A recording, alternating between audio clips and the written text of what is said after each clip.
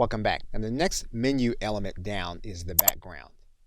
When we click on top of the background, you'll notice that we can change the background of our existing canvas.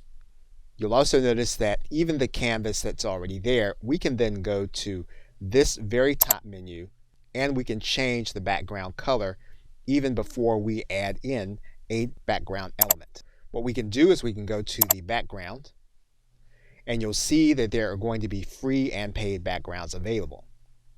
You can then click inside of the background element that you want, and you'll see that element in the background. And then we can change the color of that background to what we want it to be.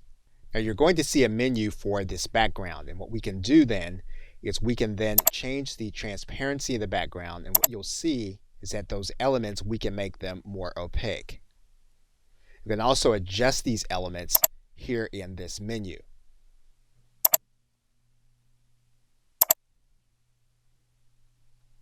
And so basically what we're changing are the elements that are already on top of the background template that we have placed. And we can try multiple backgrounds until we have the one that we want to use. Okay, so with that, thanks, and I will see you in another video.